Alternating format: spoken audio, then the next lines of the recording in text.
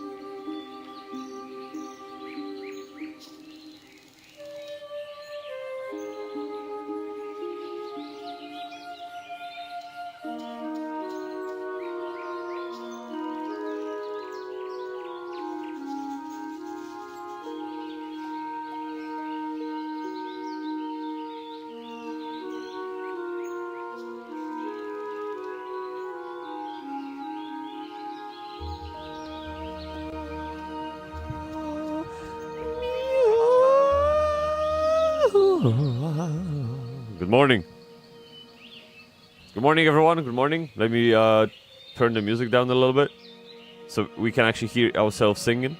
Hey, may the cogs be with you, Chad. How you doing? Check in. Neri, what's up? Did it work? I don't know. Did it? Libla. It did. Just now. Yes. Excellent. Good morning. How you doing? Ohayo gozaimasu, everyone. Minna-san. Genki desu ka? You get me, bro? Hey.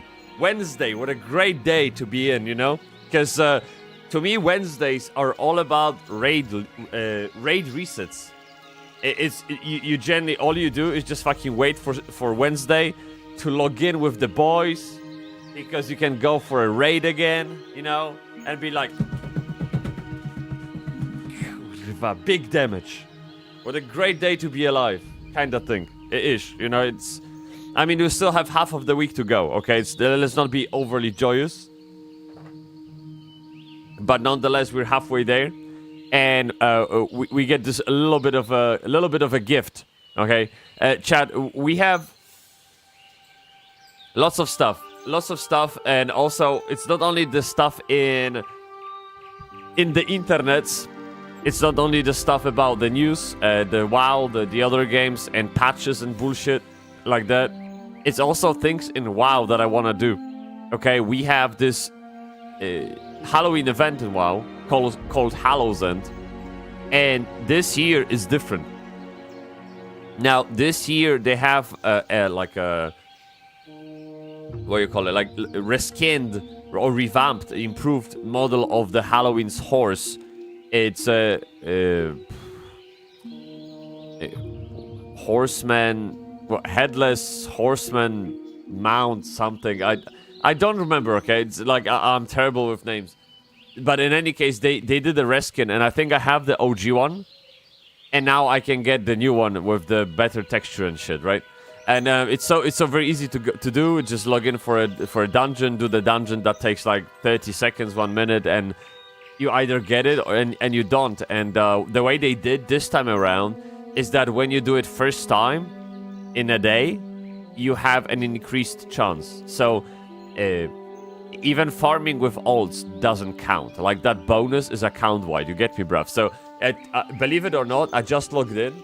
I literally just logged into the game. I've done shit. Like of course, I already had character on this rocky nipple already, right? So I didn't even have to fly up. So I will do the dungeon in a moment, and then we can also go through the news.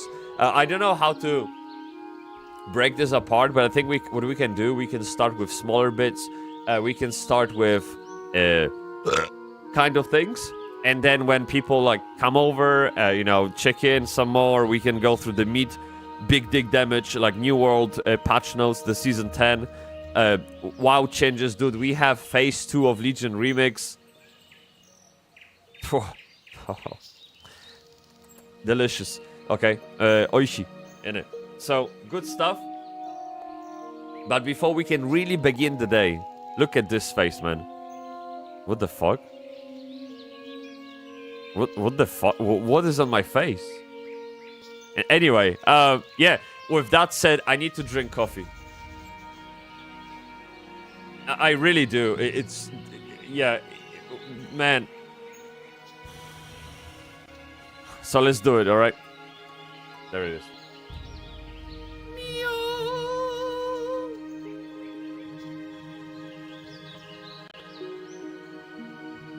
Fuck.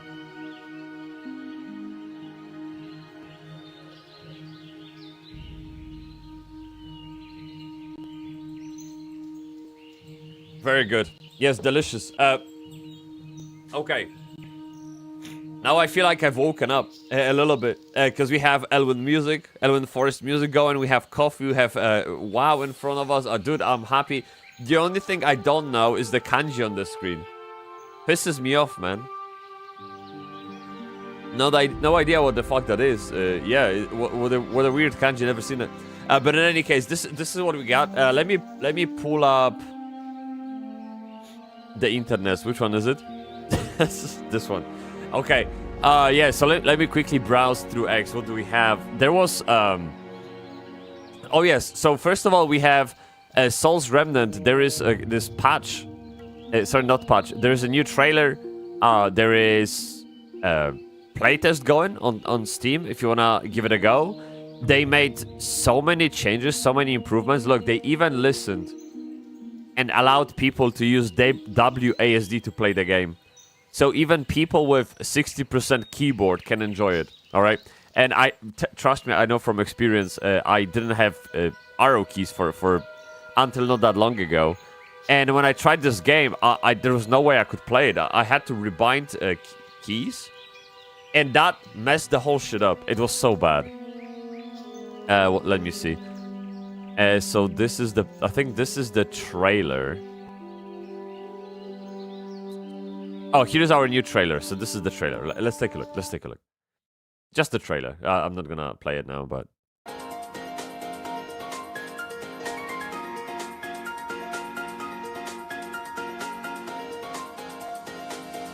Oh, that was awesome.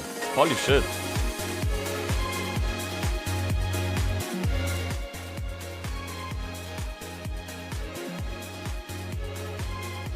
Hell yeah, dude. Wow, they changed the game so much. Whoa.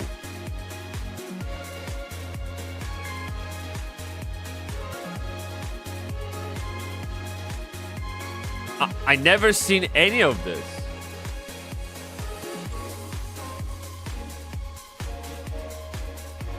They must have added zones as well. I don't recognize any of those, dude.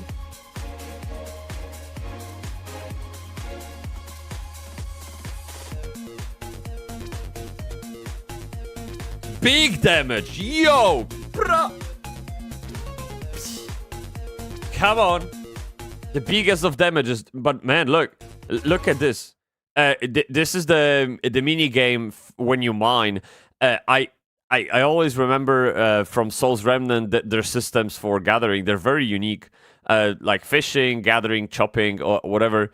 There's always some kind of a mini game, some kind of challenge that you have to do if you want to gather a resource. Now, this is more on the fun side of things. It's not necessarily well integrated with the how to say this, with the immersion. It's a little bit disconnected from the immersion because if you were this character, you wouldn't be pressing arrow keys to chop down the tree in a way, right? Like, do you know what I mean? It's the quiz. The challenge isn't in game. It's for the player, not for the character. Like, do you know what I mean? I think you can tell the difference. So it could be improved in that regard, but nonetheless, it's fun. It's not like you just press the button and character does done. Nah. You gotta work for it. So, Soul's Remnant. Yes, we have Soul's Remnant. That's okay. Oh yeah, this one was funny as hell, man. So, next generation of developers.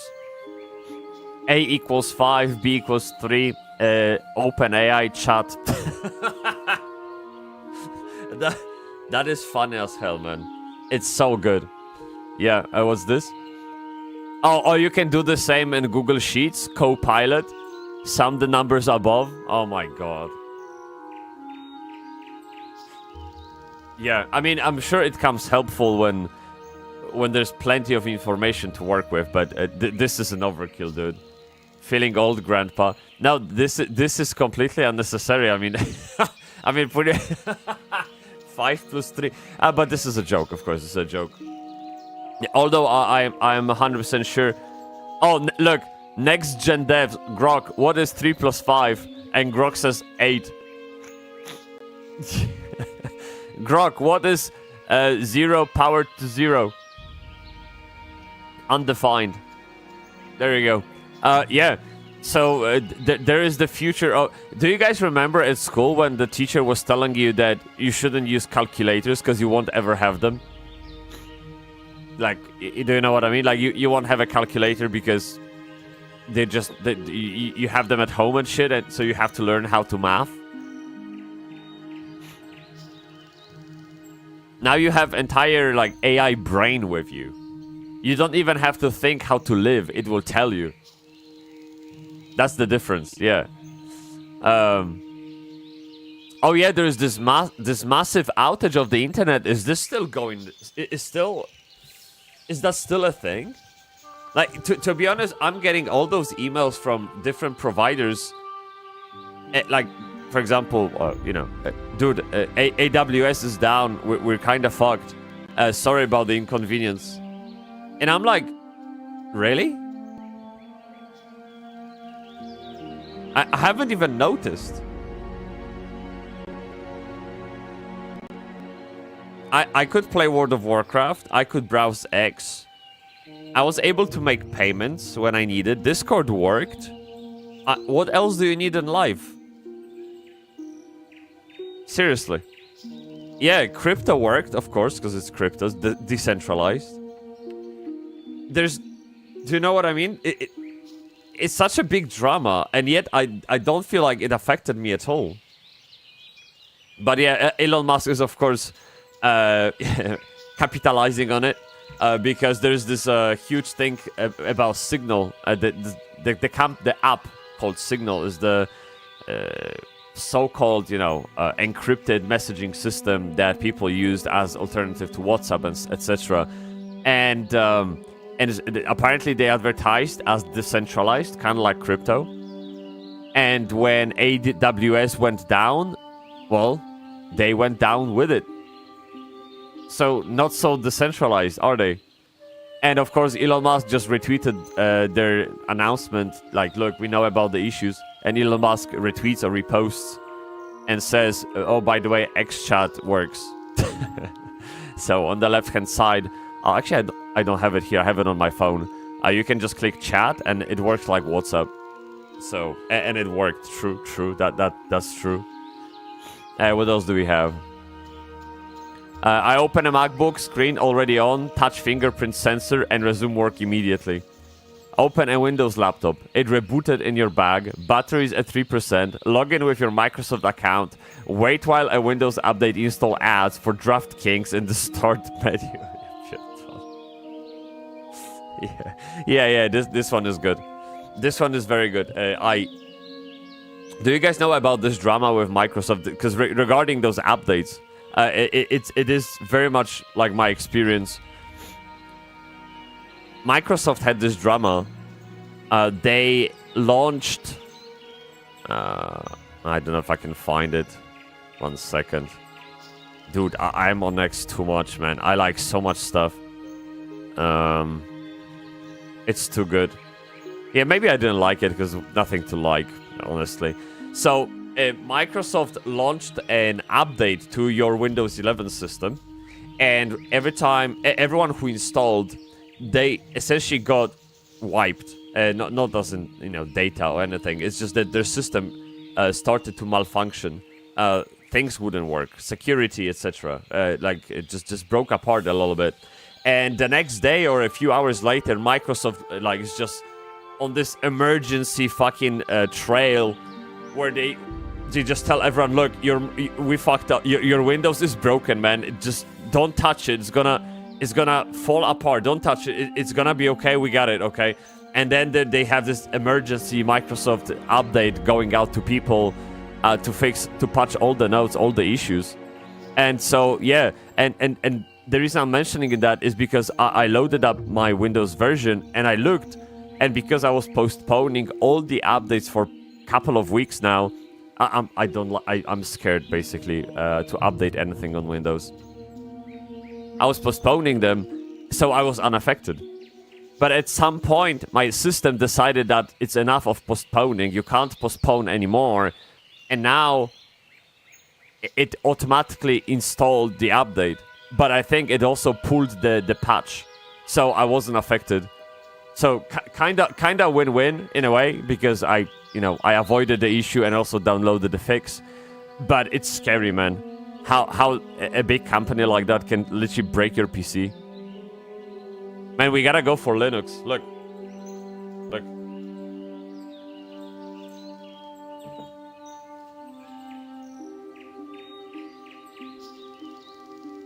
See?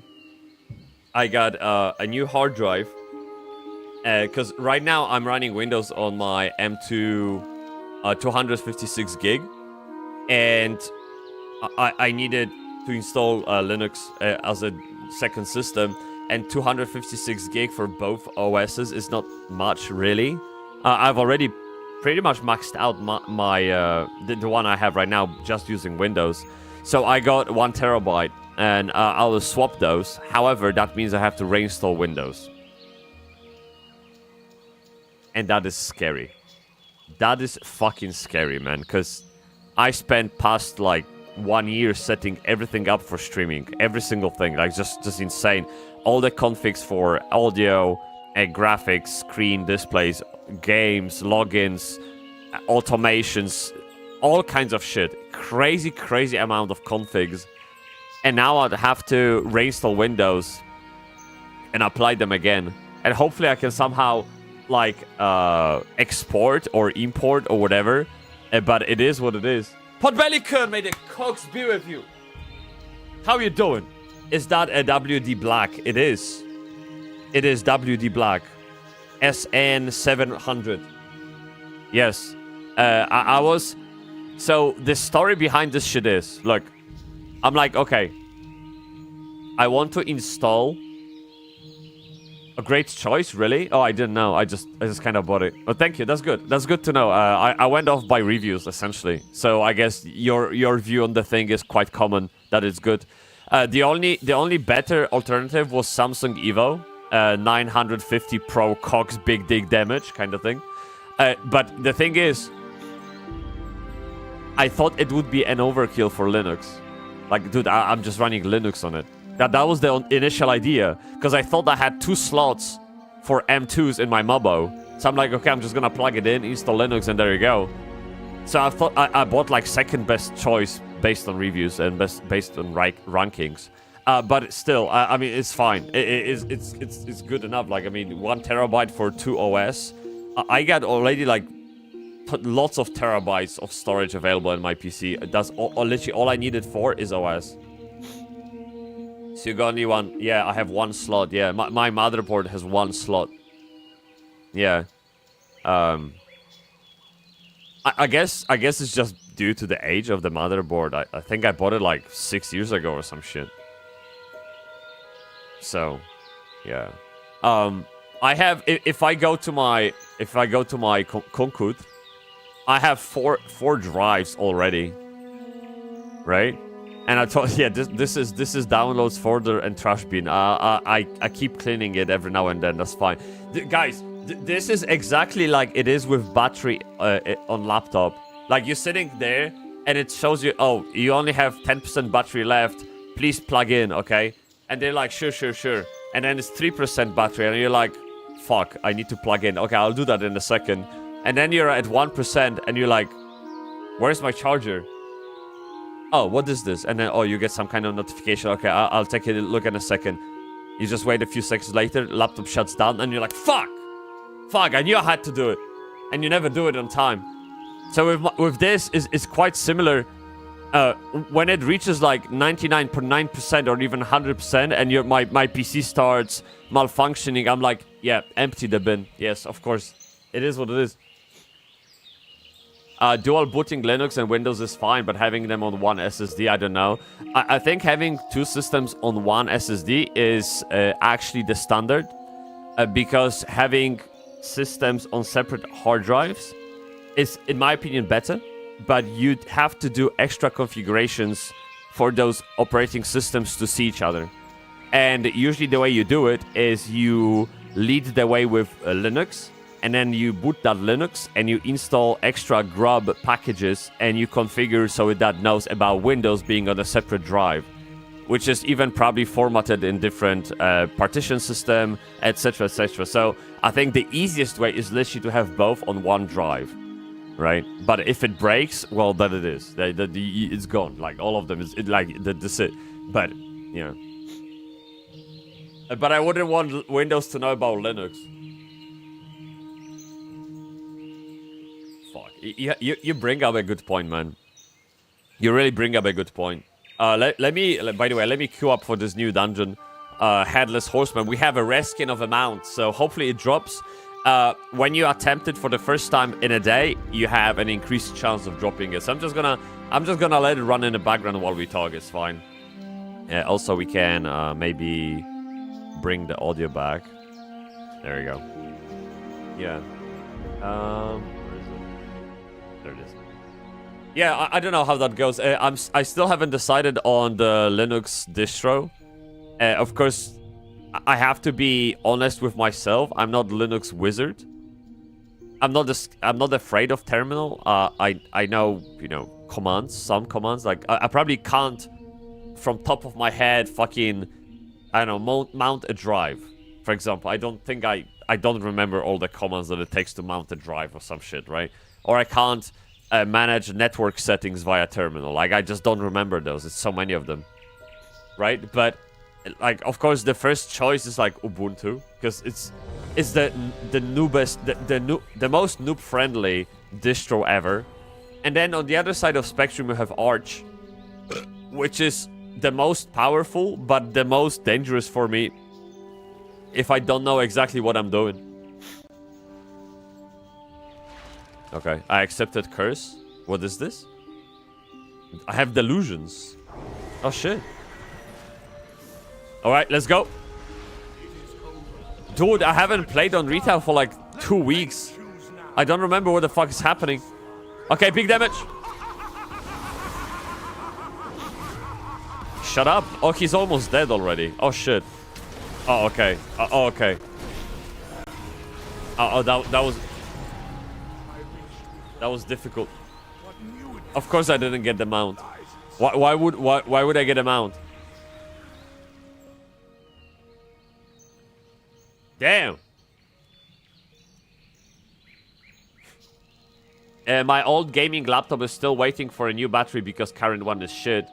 And it still has like Fedora 38 or 39. Oh, Fedora, holy shit. Oh, I haven't heard that name for a while. Yeah. I didn't even consider Fedora. But anyway, Chad, we have news. Let me pull up some news, okay? Because we gotta get going. I love yapping, I love chatting, I love doing stuff. But we have plenty of news. So let's start with new MMORPGs, because they are like the quickest, the simplest to do. Now, this one, I've been asked what I think about this game in Apogea Discord. I still haven't replied, because I don't think much of it. The thing is, it's beautiful, it's 2D and all of that, but the only thing I've seen about this game is this really, like, bad trailer dubbed with AI or something. I don't know what it was. Let me see. It's a beautiful MMO, really. It reminds me a little bit of Tibia. And this is gameplay. This is the... No. Is this the trailer? Maybe? Ethernia was mysterious explosion and destroyed all the cities. Yeah, I've seen. I think this is what I've seen. 3 young warriors wanted to bring peace back.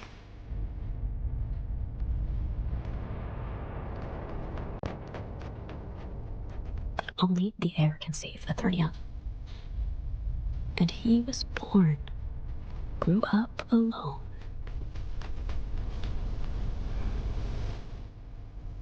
And he will do it on an epic journey. Yeah, so whatever. I can't focus on what she's saying because it's said in such a weird way, honestly. But fuck, there was this trailer we watched, dude. It's just. Anyway, you can, like, after seeing this, that was the official teaser. Okay, did they tease you, Potbellycon?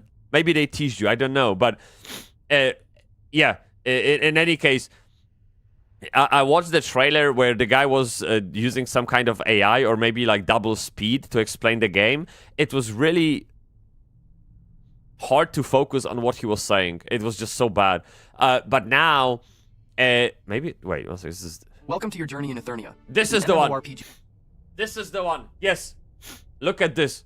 Be full of adventures. Right off the bat, I was thrown into intense combat. We quickly eliminated the mob and cleared the path. I found farming spots and several great fishing points to collect resources. I kept traveling toward the mysterious Twilight Ticket Portal, a high-level area that requires unlocking an ancient lost ritual. To start the quest, you must click on all the skeletons found on the starting island. I took the chance to show off our inventory, rune tree, and the skill task system. When the game is so boring, you have to do it in 4 times the speed to make it interesting, and still fail.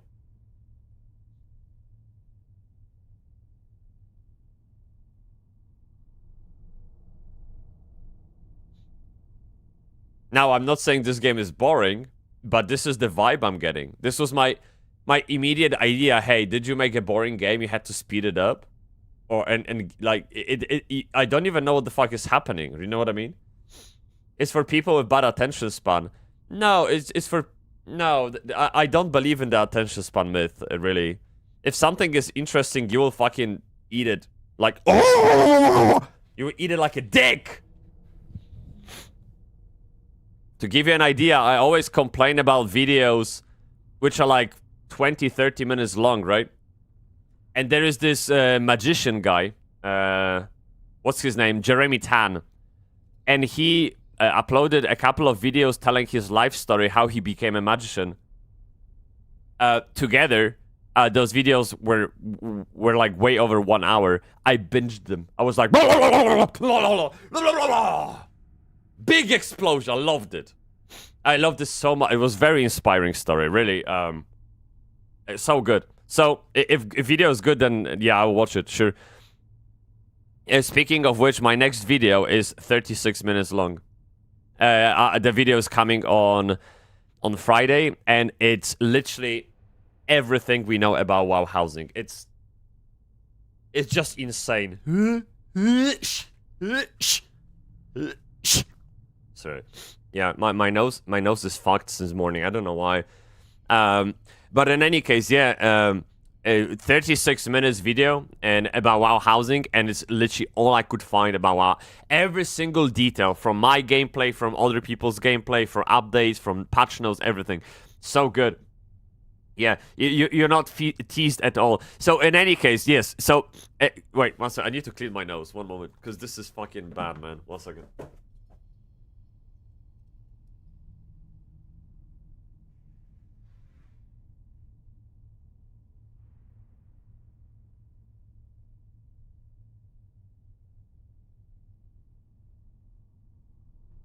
Something is no yes, man. You get me? But in any case, yeah. I have a bad habit of just pausing them in the middle and forgetting about it. Try using this watch for later feature. I always save videos for later, and at some point YouTube will remind me, hey, by the way, continue watching this or some shit.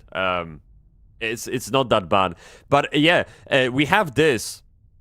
A 2D pixel art MMORPG with real-time combat, and I think this is a new video. I'm not so sure. If it isn't, then it is what it is. But I just wanted to mention it's coming on the 31st of October, okay? We actually have a date. Last time I walked at this shit, it was just like coming soon, right? Let me see. Was a happy. and peaceful kingdom until a great magical event. Okay, I've heard this one. Okay, I've heard that one before. So, fuck.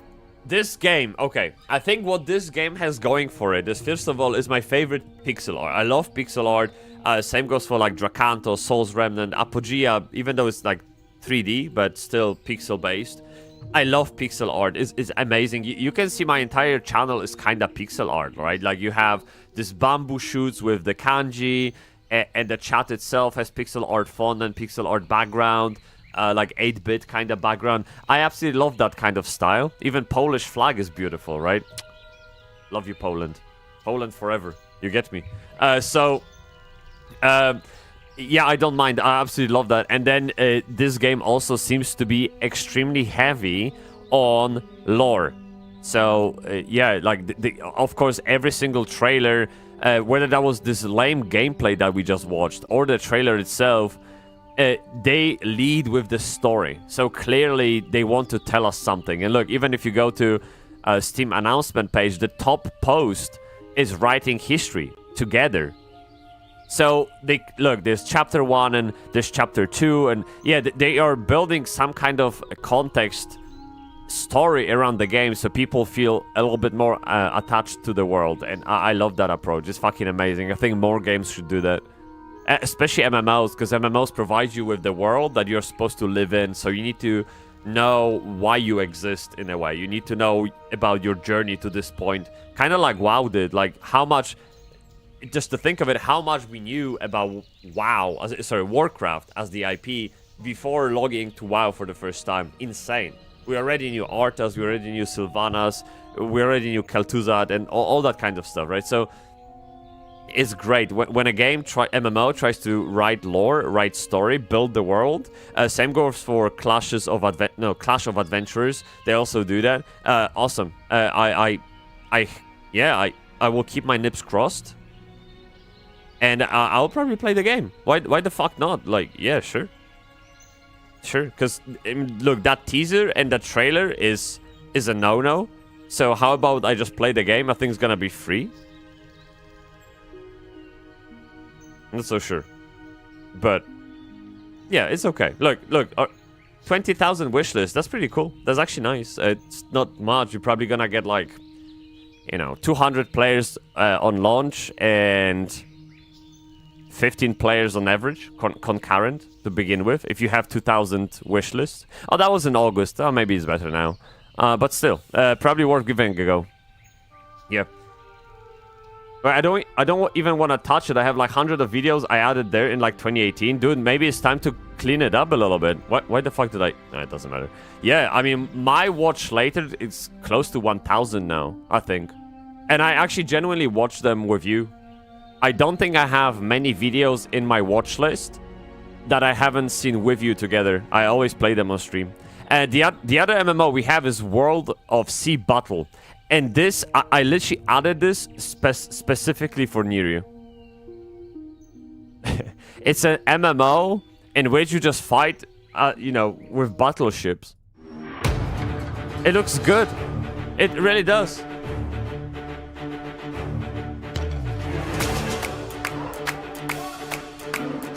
Yeah.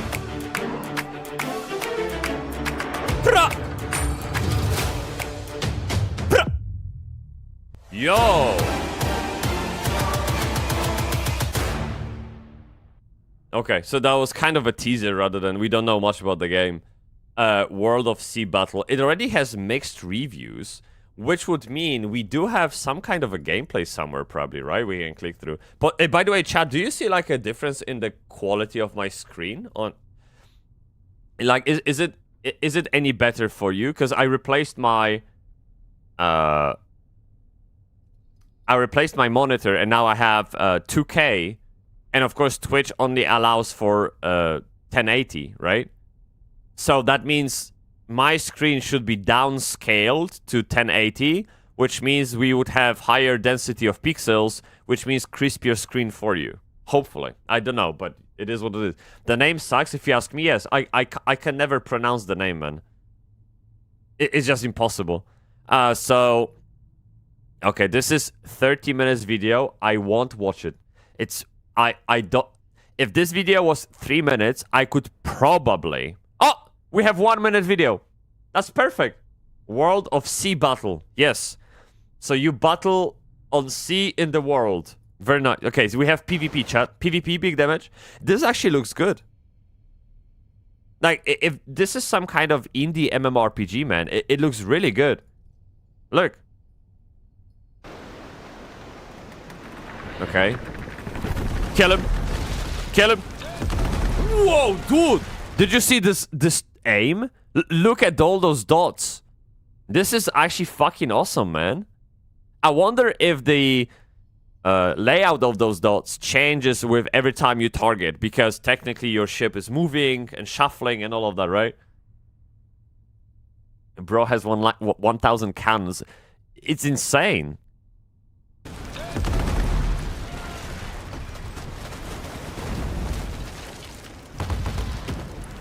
Man, that is brutal.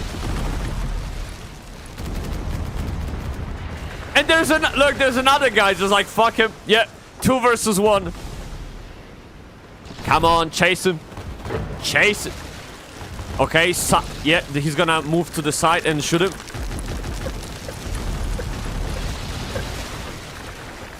Wait, what? Who's winning? So those ships have health, right? You can see health bars. There we go. There you go, fuck you. Easy. Yeah, look, they're all red. They must be in some kind of alliance, I think. Yo. That was actually alright. That wasn't that bad at all. The name maybe is bad, but what the fuck, they turn like they're on tracks. What do you mean? Game is DOA on Steam due to wipe the non-Russian players. Nobody is going to repurchase and nobody is going to protect it when the players will shout pay to win, because it's pay to win. Dead on arrival. Let me see. I will double check something. Maybe that's where the negative Steam reviews are coming from, man. Let me see. I want to see it. Chat, is it another Ship of Heroes? What do you think? Do we have Ship of Heroes candidate over here? Let me see.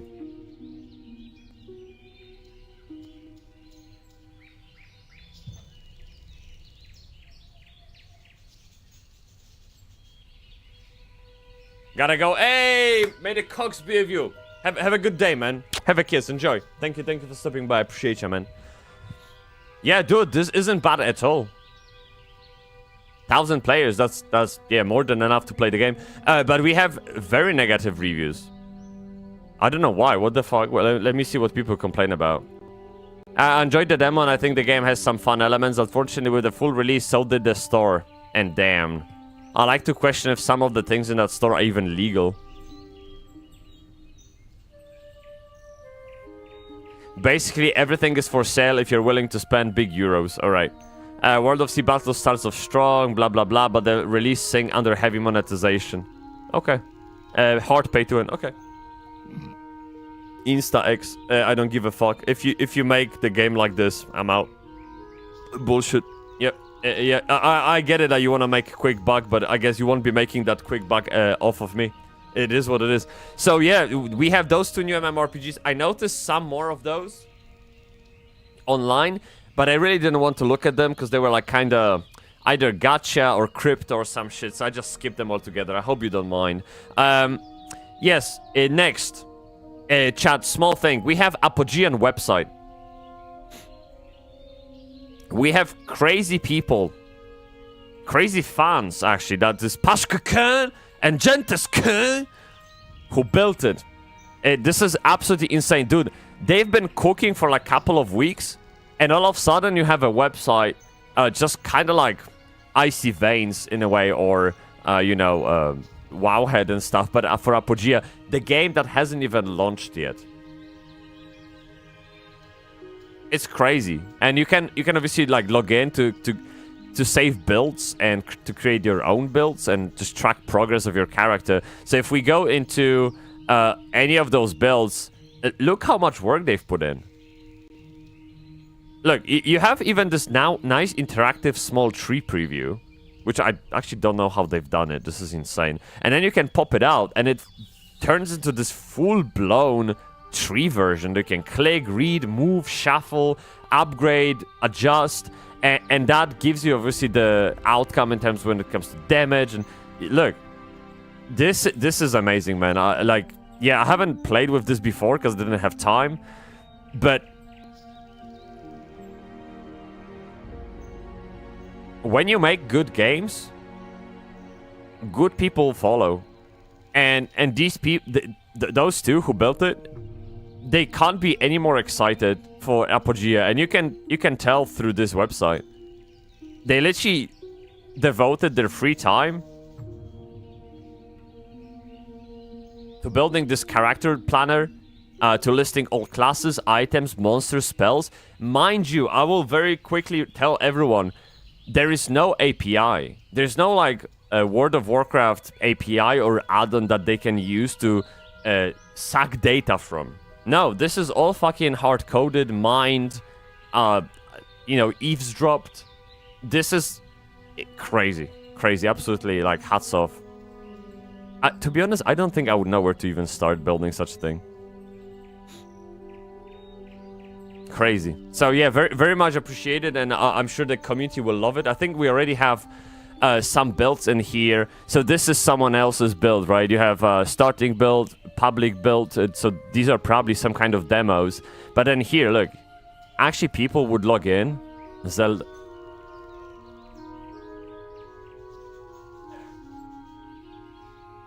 Okay. Okay. But yeah, you actually have legit builds in here. So yeah, well done. Really well done. That's fucking awesome, man. I hope people love it as well. And I look forward to seeing what happens next. Because the game hasn't even launched. Yeah. Oh, this is interesting. You need 121 million experience for level 100. No. No, so... Oh, yeah, total. Yes. Uh-huh. Oh, kurwa. So it scales... I wonder what's the multiplier in here. It doesn't double necessarily. I don't know. But anyway, yeah, good. Thank you so much for building this. I'm sure I'll be using it a lot.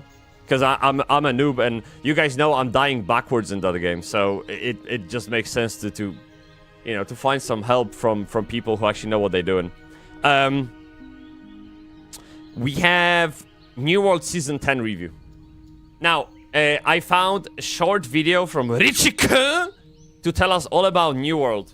So, this new Season 10 arrived, and... Man, it just blows my mind. So, the game is free. So, the Season 10 is free, and for anyone who bought the original game, the base game from a few years ago, the one I purchased on launch, right? Get this Season 10 for free, and I think everything else that came before it, even if it was paid. It's just like, please try the game because it's really good, kinda message. And from everything I've been seeing around the internet, it really looks like that. That the game is proper good, man. So let's take a look what it's like. Let's see what's changed. And maybe that will convince me to play it. Because I do have friends who own New World.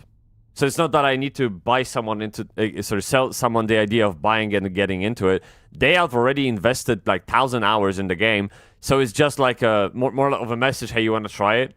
Because I hear it's good. So, it's an easy barrier of entry for me. Let's take a look. Fucking cat hairs, okay. I'll enjoy my coffee in the meantime. New World's Season 10 update dropped the other day, giving us a brand new zone, brand new content, a revamped endgame progression system, and some new gear you'll want to get your hands on. While everything this update has to offer for the most part is a very refreshing change to New World, will it be enough to maintain the player base through the 100-day season as they wait for what's... By the way, they've been cooking so much.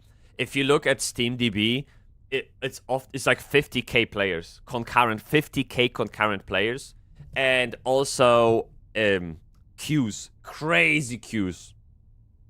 Yeah, they've been spinning up new servers just to accommodate the demand. Again, they didn't anticipate it, but the reception was amazing. Next. First thing I want to bring up in this review, in case people haven't heard, is New World's Rise of the Angry Earth expansion is no longer a barrier to entry for a lot of players. Yes. I saw a lot of comments on this in my overall 2025 review that it was holding a lot of people back, but Amazon announced that it is now included in their base game. So no more dropping an extra $30 to get that mount and the newer content. You now have all of that, and if you purchased the Angry Earth expansion in the last 30 days, they issued refunds yesterday for it. So that's actually insane, right? That's actually insane.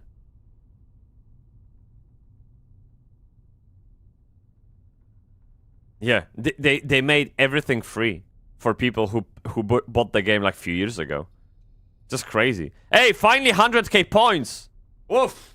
Big damage. That's amazing. I am actually working on a system that will help you convert those points into our own currency. And so, like, you know, on Twitch you have Liblas. So the way it will work is we will have our own currency hosted, you know, in database, just like check-ins. And what will happen is that when you redeem a reward on Twitch, those points will be added to your balance in that database.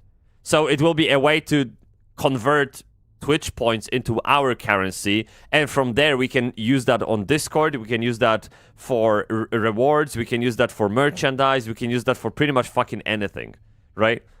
So it just gives us much more I want Bybsie mug with...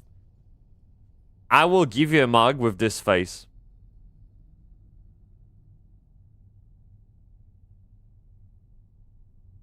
There you go. Yeah, no problem. You have an amazing mug. Imagine putting this mug to your face when you want to sip it, and you're like, "Fuck off!" Wait. Oh, there you go. Okay. Oh, you know what I mean? Then this will be almost a kiss on the. True. You will be literally biting my forehead, man. That's good. Yeah, no problem. We can do shit like this. I'm all about crazy stuff. Absolutely, man. Yeah. How's your day? How's your day going? A pretty solid win on Amazon's part, even if they just refunded me Steam credits at the same time that I log in to see some pretty cool store mounts that convinced me to give my money back to store mounts. Of course. Amazon. Yeah. But now, if you own the base game, there's absolutely nothing stopping you from jumping in and checking out the Nighthaven update once you finish the Angry Earth storyline. And that's exactly what I did. Well... Man, New World is so beautiful. I can't even... New World has always been so beautiful. The world is amazing. Yeah. One of the best, in my opinion, in the Western market. Because if you remove all Korean imports, there's not many games that have great worlds. Like beautifully looking worlds. Of course, World of Warcraft has one. It's just fucking amazing. Guild Wars 2 is okay. Yeah, it's fine. Very diverse and stuff. But New World is just something else. It has its own aesthetics as well. It's just great to be in. Guys, how much time did you spend trying to make screenshots in the game? You get me, bro? Crazy. Yeah. Meeting, chasing, meeting in between by double meeting, cepcia kurva. Okay, dude, I will hold my nips for you, okay? So you come out stronger. Atel pichak! May the cogs be with you. What's up? Wait, you did kanji. Oh, kurva. Oh shit. Oh, I actually know some of those. Wait, let me see. Wait. Let me see. Atel picha! What's up? So we have a bow. I'm not even kidding you. This is a bow. I think the full version of this kanji is a little bigger. It actually looks like that. Shut up. Okay. Then we have a triceratops. That I'm again not kidding you. This is what the name is. And then you have this, right? Oh shit. So this is bow. This could also be like small. They have this kanji, which is this, and it means small. You read it sho, or you read it ko. It depends, right? And when you put it on top of kanji, it turns into those three. So maybe it's like small bow, and fuck. Yeah. I mean, this means early, but I don't know if this is what they want. You get me? Yeah. Yeah. It's a bullet. It's he or done. I guess there is weapon. Bullet is small, so makes sense. I just don't know what this would mean in this context. You get me? Yeah. Looks like ass. It's not What kind of ass have you seen in your life? What is this? Are you introducing British flag into an ass? I don't have to. It's kind of been already introduced by the government. Yeah. It's fine. I think, yeah, because this on its own means early. You read it hayaku, right? Yeah. I'll give you a bullet. Innit? How you doing? Good to see you. Little Bijak. Bija-chan, maybe. I don't know. Are you Kun or Chan? I don't know. I'm guessing. Like, I'm trying both, all right? One of those will be true. Yes. But by the way, yeah, we're watching the New World Season 10 update because they've changed so much. There's like vampires now in the game. Crazy stuff. And I wanted to see where they at. Yeah. So, of course, I got beautiful game in the background. Like, you can't really, you know, I mean, you have to provide a solid foundation, okay, to build on top of it. Like, so we have the foundation. We have the solid foundation so we can build a castle now, okay? You get me, bruv? So we're building castle. And I'm literally just watching a quick preview of, so I always click the wrong thing. Of New World changes. That's it. And then I'll be back on World of Warcraft updates because there's like we have Halloween event in World of Warcraft, which is brand new, which is also awesome. Yeah. By the way, man, hey, Chad, can I ask you an honest question? Did you notice like an increased number of ads on Twitch?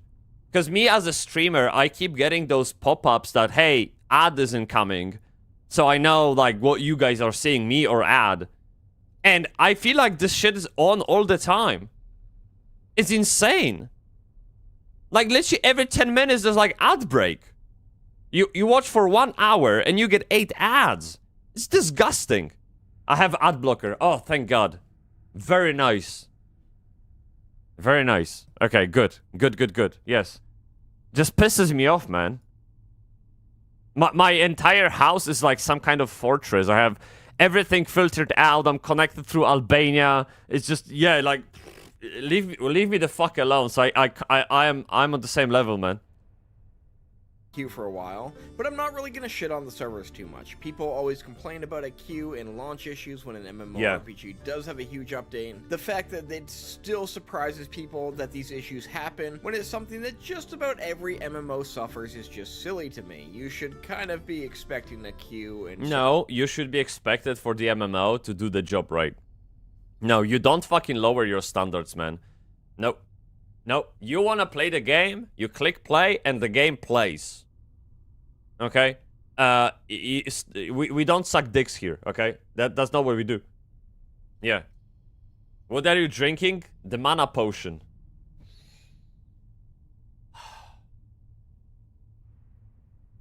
Coffee, of course. I do have this.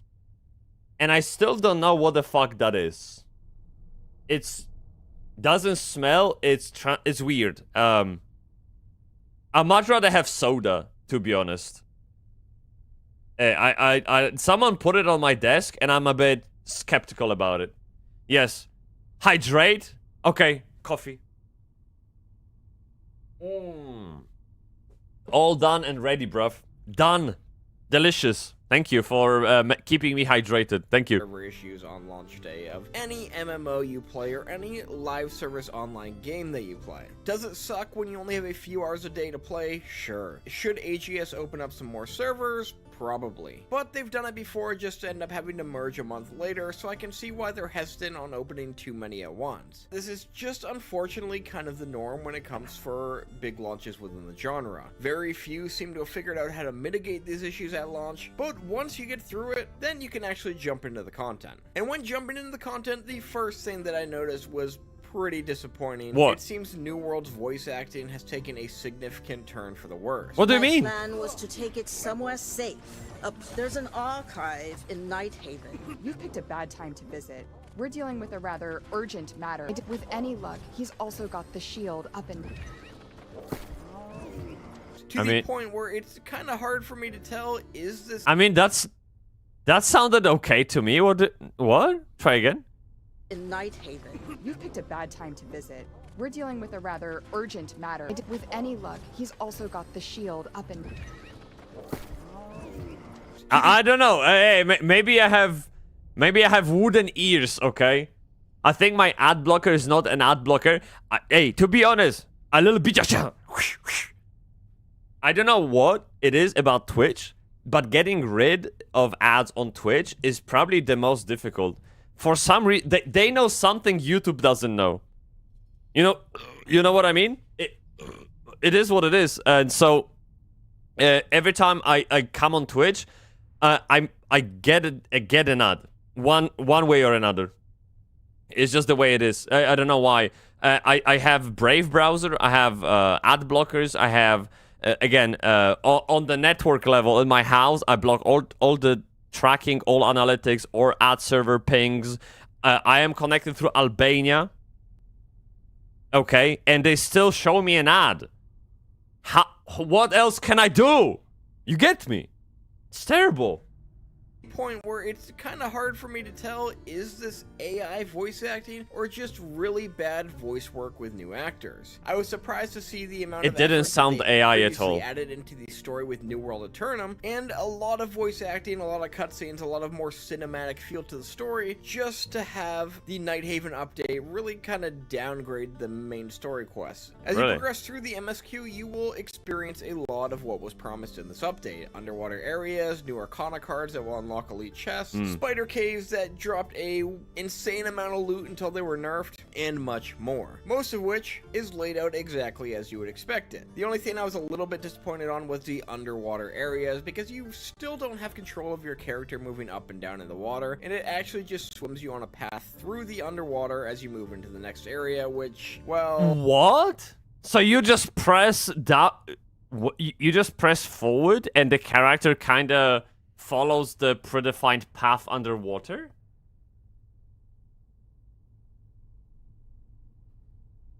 They always find a way to fuck up swimming, huh? You can swim in New World. I was about to say, they added swimming like 2 years ago. And, of course, they still haven't managed to kill that meme, right? Because everyone's memeing like, oh, you can swim in New World. Kind of like in World of Warcraft, we have what sword?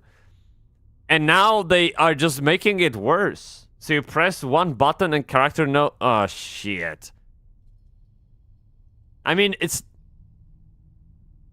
someone here's in the chat in the game says, you can't see it, but I'll read it out. There's no swimming mechanism like that. You have to follow their lines, unstuck if you can't move. That is weird.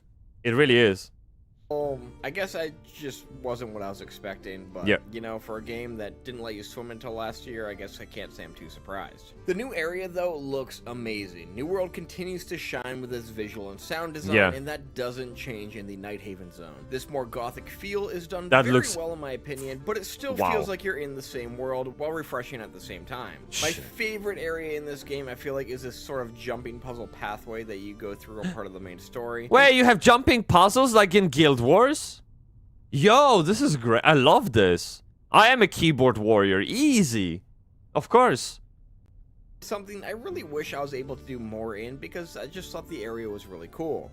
There are some issues though, specifically with interiors of buildings and dungeons. There are literal mazes that can be pretty frustrating to navigate at times. There's one point in the story where I ran by the exit probably 10 times because I had no indicator. By the way, side note, I always wonder how much storage those people have, those content creators, that they record absolutely everything they do. Like, if I put this gameplay on record, it would have taken me like 100 gig on the hard drive. And they do that shit every day, all day. Where do you get storage from, man? Like, what do you have, a fucking Google data center in your bedroom? What is this? That there was even an exit and it just kind of blended in. There is a lot of maze-like caves and dungeons to explore, and you're probably gonna get lost. How the fuck do you get out of here? I also don't really understand the point of doors. Some doors open, some doors don't open and teleport you to the other side of them without it actually doing anything, and all doors require you to channel to go through them or open them instead of just pushing them open. Oh, I Kinda see. Silly to me. Overall, though, the MSQ is pretty much what you'd expect. Do some exploring, talk to some NPCs, take on some Souls trials to fight the main protagonist of the story, and you'll be level 70 in no time. These Souls trials seem to have gotten an upgrade when it comes to the challenge too. The earlier main story trials By the way, yeah, boss fights in New World are, in my opinion, one of the best. It's because you have action combat, there's no tap target, and you get to roll, avoid, jump, hit, approach, miss, block. You know, there's like so much stuff going into combat. It makes it extremely engaging and actually difficult. I remember playing the base of the game, and there's this guy. I don't remember the name of him, of course, because I'm the worst with names. But there is when you start the game and there's tutorial, and you land on this, you wash off on the shore. I think it's changed now, by the way. But back in the day, you would wash off on that shore. May the cocks be with you. Meow, meow, meow. What's up? How you doing? You good? 9 months. Dude, you have 9 months? Show me your bicep. A bipsep. I think you now have a bigger bipsep, or I think it's a big... Wait. No, this is 6 months badge. Oh, fuck. Oh, fuck. I failed. I haven't created a 9-month badge yet.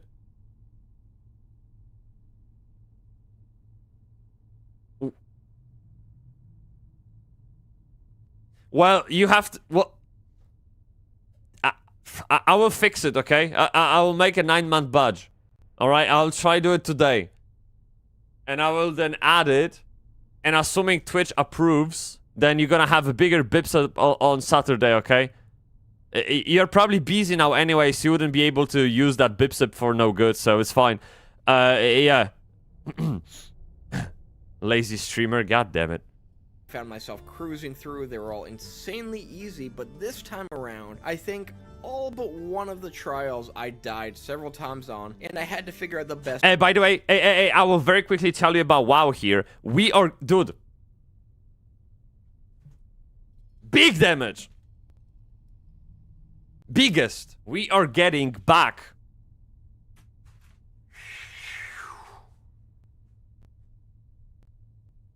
Brawler's Guild. Brawler's Guild. So, essentially, we are getting the most challenging PvE solo content in pre-patch, I believe, to midnight. Brawler's Guild are essentially PvE arenas with bosses. And they weren't in the game for the past 5 years because I don't think they had an idea how to actually make it work, how to make it good. And they are bringing it back. And people have great memories from that system. So I'm not exactly sure why they removed it. But in any case, it's coming back. And we're going to have like 1 versus 1 with bosses. Like soul-like experience. Julie fucking Papong, bruv. Innit? Yeah. I can't wait. Yeah, give me the 9 months ready for when I hit 12. Okay, by the way, when you hit 12, the color of your bipsep will change. It will, like, evolve, explode, kind of like Pikachu into Raichu. Alright, from yellow to orange, maybe a little bit... You know what I mean, okay? It's gonna be great. way to take on these bosses. This is partially probably due to the attribute changes, but overall, it felt good. I love this. I love content like that. Actually felt like a challenge. And with these, one of my complaints in my original review was that the NPCs build you up for this grand fight in the main story, but these NPCs never actually show up and pretend they were with you the entire time. But this time around in the last Soul Trial, one actually does show up to participate. They don't really do much, but it adds a bit to the story and is a nice move in the right direction. Yeah. Once I hit level 70 and finished the story, I kind of expected one of those fancy cinematics to wrap up the stories as we've had previously. Oh, and tease me on I love cinematics like those. We had, I think we had one with Alleria. Yeah, I think when they gave us the backstory to three sisters, Alleria, Sylvanas, and what was the third name? Fuck, I forgot. Right, that three sisters essentially. Okay, elven sisters, in World of Warcraft, and we had this kind of animation cinematic to explain their backstory. It was amazing.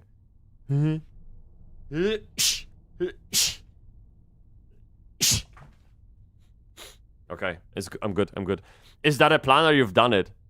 Shut up. what's to come next, but that didn't happen, and it's kind of sad to see that the MSQ has taken a hit in quality between the lack of cinematic feel to it and the voice acting compared to the rest of the game, but I guess most people are just trying to make it through to the end game. It's beautiful. Anyways. Nah. Speaking of Endgame, Nighthaven brings several additions to Endgame. The first is the gear upgrading system called Umbral Crystals. Basically, this is a currency that you can get from doing mutated expeditions, PvP arenas, Outpost Rush, CTF, elite chest runs, and raids, and they all drop this currency, which caps at 4,000 per week. You can then click on an item and go over to upgrade and we had this system before in New World. 800! Jeez! Dude, my character is stuck at 600. Yeah. I'm so... like, because my character is by now probably like 2 years old. 2 years behind the current content.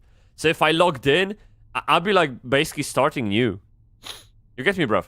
This currency to bring your gear that is at least item level 700 all the way up to 800. You get 150 Umbral Crystals per CTF match, whether you win or lose, and with the 10-minute time limit cap to this game mode, you can have an item leveled up within less than an hour. So thankfully, Nighthaven offers several new gear sets and loot that you want to max out to get you coming back each week for a while, because I believe you can get like 5 items up to 800 item level per week, if I recall. By the way, I'll very quickly mention Ryukun. By the way, Ryukun, did you try this game? Because I know you're the New World player, right? Did you try it? Did any of your friends try it? What was the word in the neighborhood? Okay, tell me. But I'll mention also Richie that we're watching right now. He used to be huge Ashes of Creation content creator. A big one, big dig. Every video was like ashes, big dig. Steven! Sorry, he didn't act that way, it's just me. But yeah, the game is just... and he quit, just like many other content creators. I think it all started with Narc, but then people were like, there's nothing to talk about, man. So they moved on. Yeah. In the New World scene, people are really happy with the update. I haven't tried it yet, though. Yes, it seems like... I think you know what they say... you know what they say? Look at this. Look at this. Sorry, by the way, my nose is fucked. That's why I keep like sniffing, but I can't be bothered to fucking clean my nose every 1 minute. It'd be annoying. So I'm trying to eat it, okay?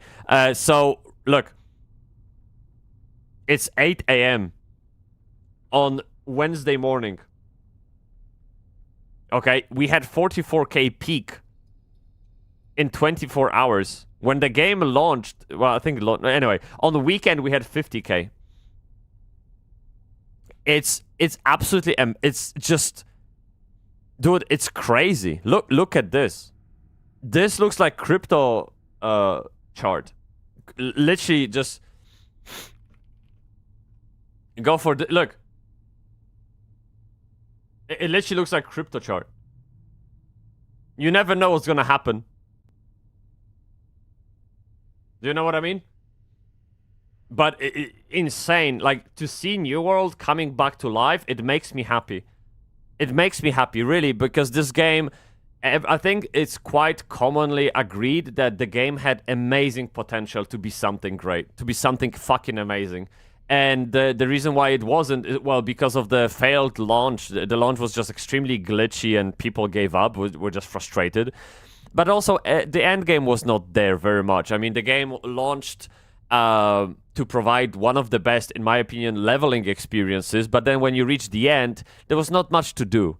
Even the game was, I think, sold as PvP orientated, because you have those teams fighting for the land, and there's lots of PvP activities to do outside of the open world too.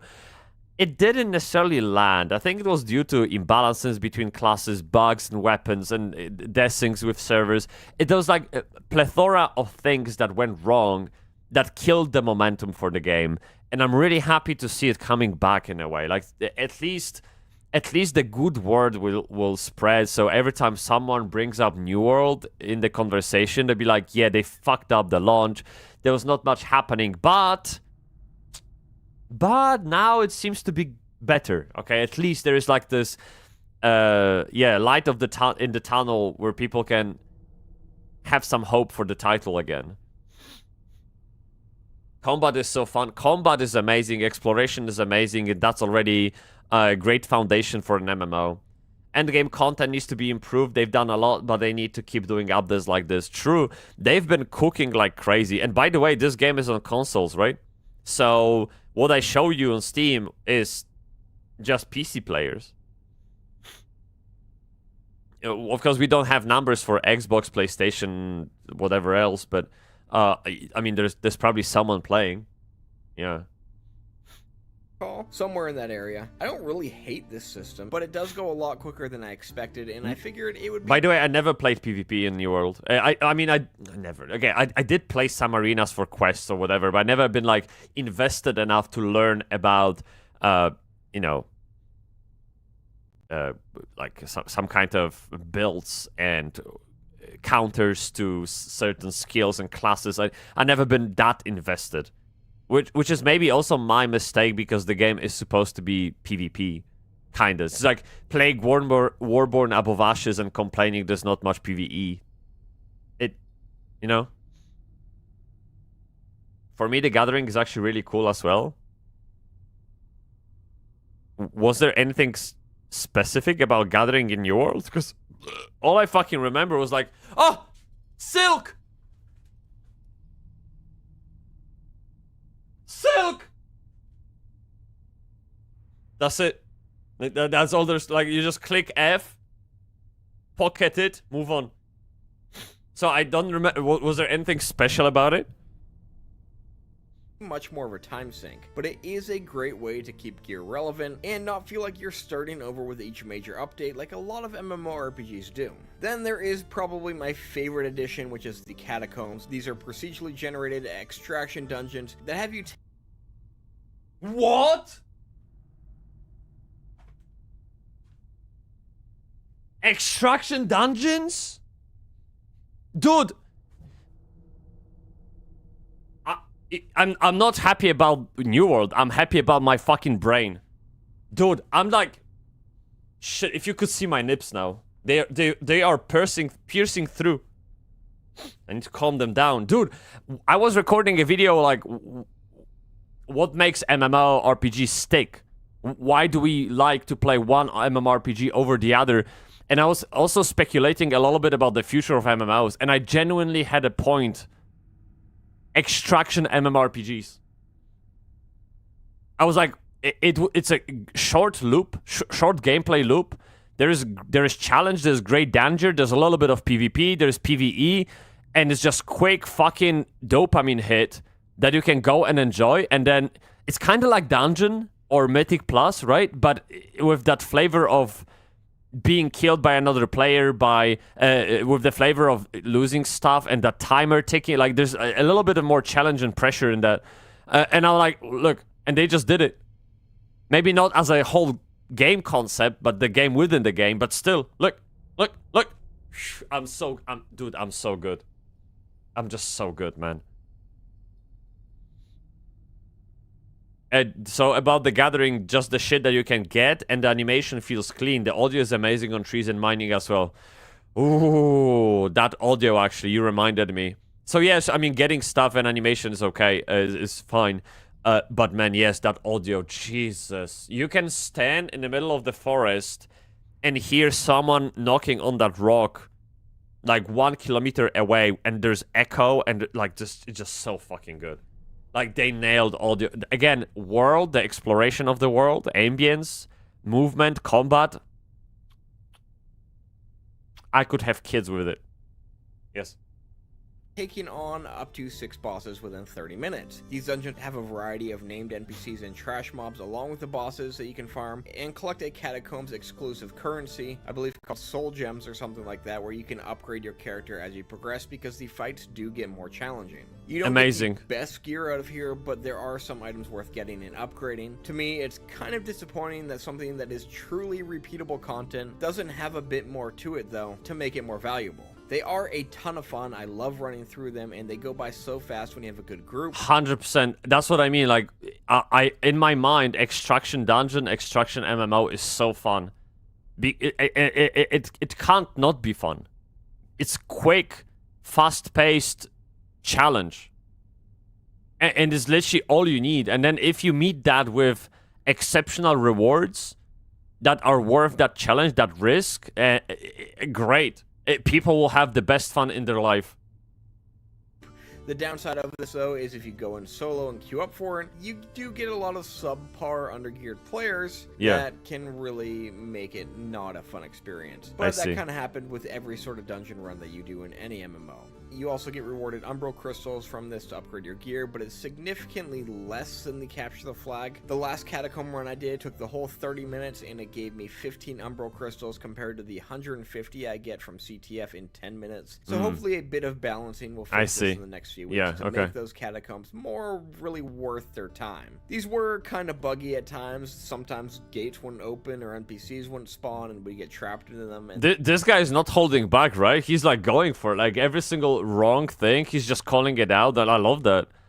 Good or bad, he's giving a fair share. Like, I really love how kind of a neutral this review is. I absolutely love Richie, and his content is so fucking good, man. I highly recommend you check him out. And then I'd have to go out and find a new one. Several times I got queued up and I joined a catacomb that the group had already extracted from, so I couldn't actually do anything. Yeah. It's just it was kind of a weird experience. But overall, I like the idea of it. I think it's fun, and I can't wait to see them iterate off this more in the future. There was also the new raid for Endgame called the Isle of Night that has 3 bosses. I haven't done that yet, but then there's still your usual stuff such as mutated expeditions, trials, and the PvP track you can take on. Overall, New World Eternum Season 10 update brings a lot of amazing. I think it's really good. To the fold, really, which is a huge step in the right direction. I think this is exactly what it's. I wouldn't see it as the how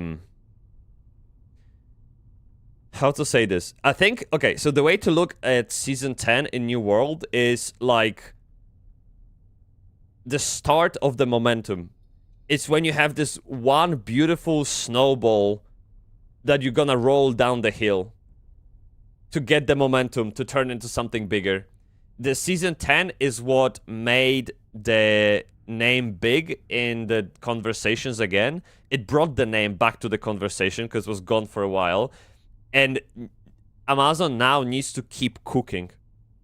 Don't let it fucking go again. Because they let go a few years ago when the game launched, and it had terrible effect on the game. They went from 1 million live players. 1 fucking million.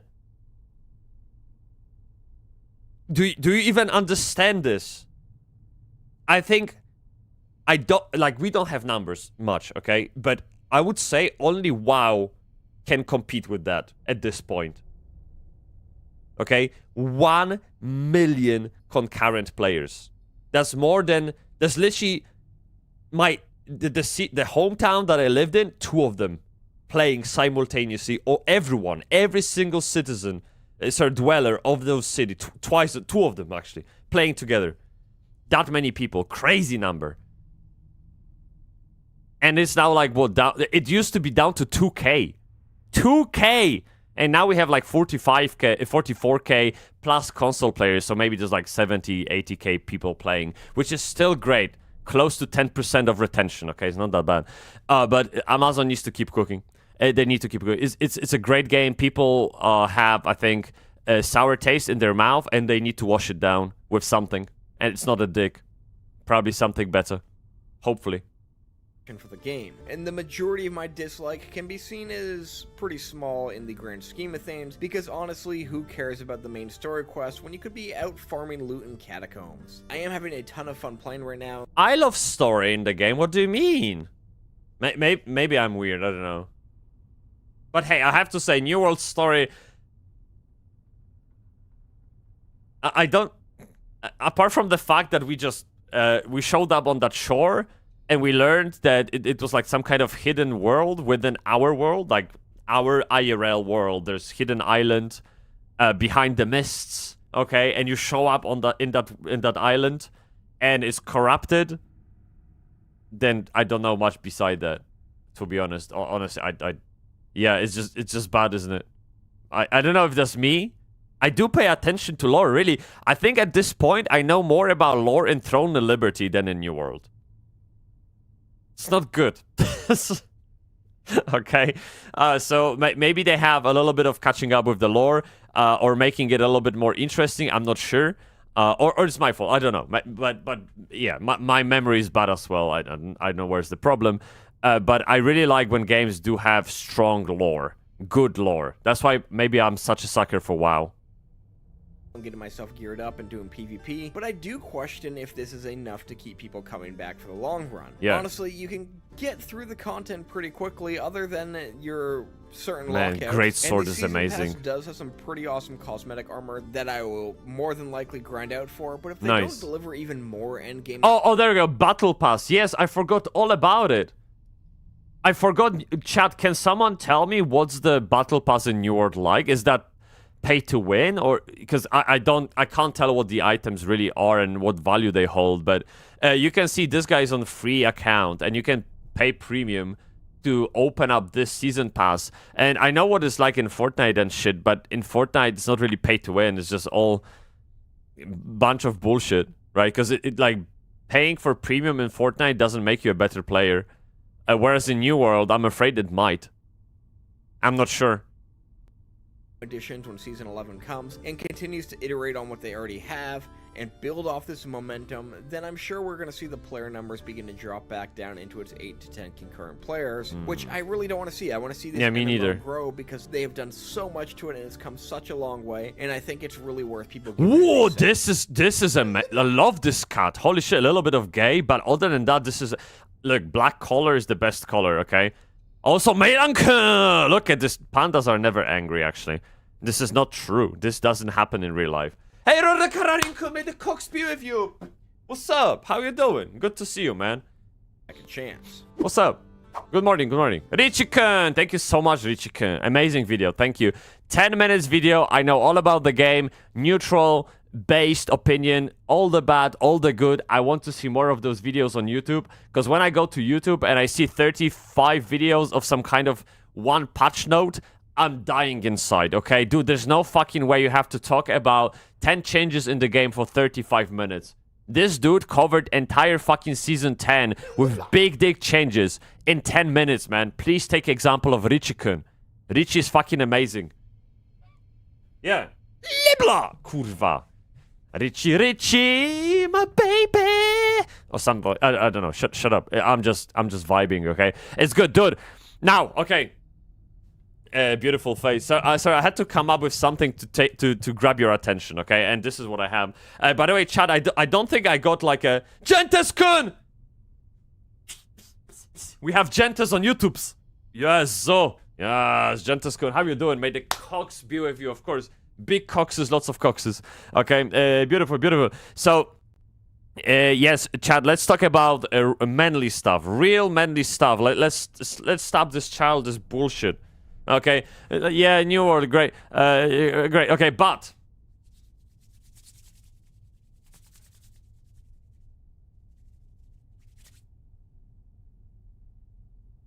we have stuff.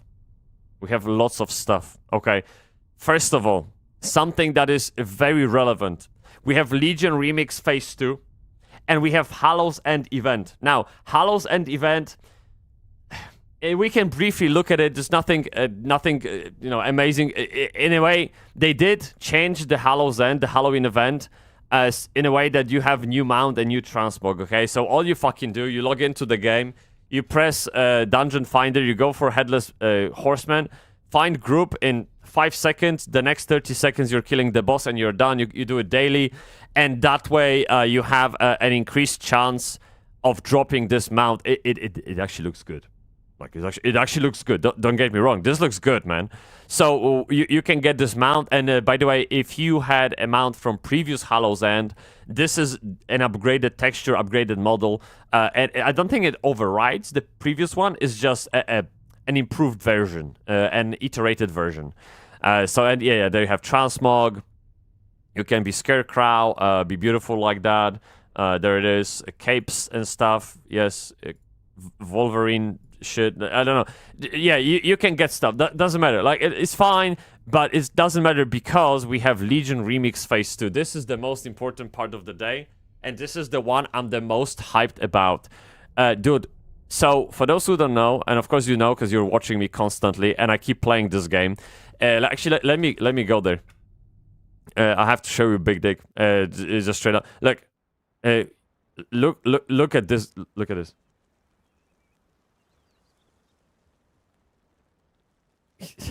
Yeah. Just best character in the world. It is what it is. So we have Legion Remix, and of course this is like a time-limited event, and it goes offline in about 90 days. I think a little less than that by now. And they just launched Phase 2 of that event. So of course the event, the reason behind this event is to let players complete it very quickly. So this expansion, of course, was around for about 2 years, and now you get to complete it in like 1 month. So you can imagine the pace of this gameplay. It's just absolutely insane, right? It is what it is. So they've just added second phase, which brings 1 new raid, 1 new dungeon, Karazhan, one of my favorite raids and dungeons overall. I absolutely love Karazhan. It's so good. We will play Karazhan on stream. Hopefully, you will love it because it's very fun. It's full of Easter eggs. Yeah, it is great.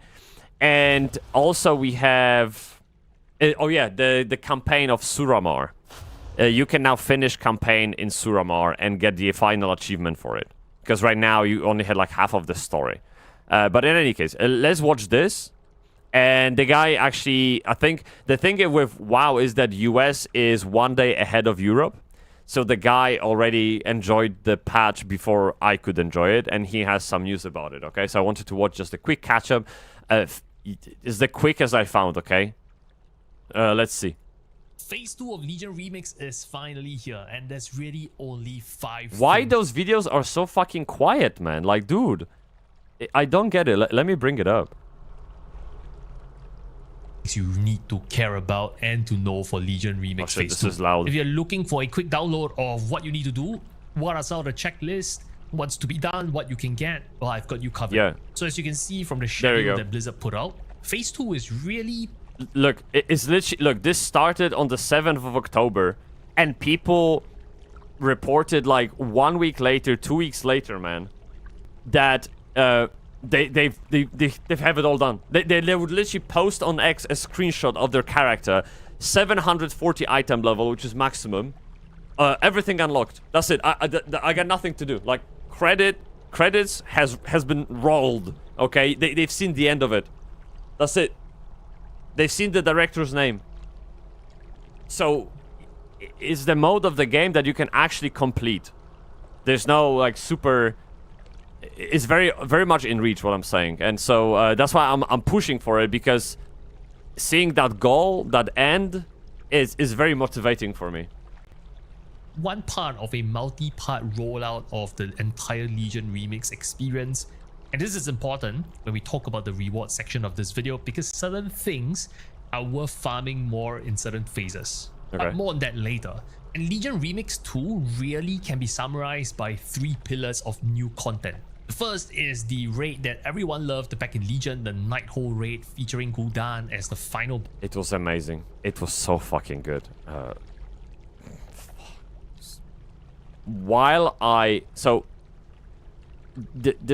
I think that there's Suramar, the part of guys, you probably don't know much about lore because I don't think I have big WoW heads in the chat, right?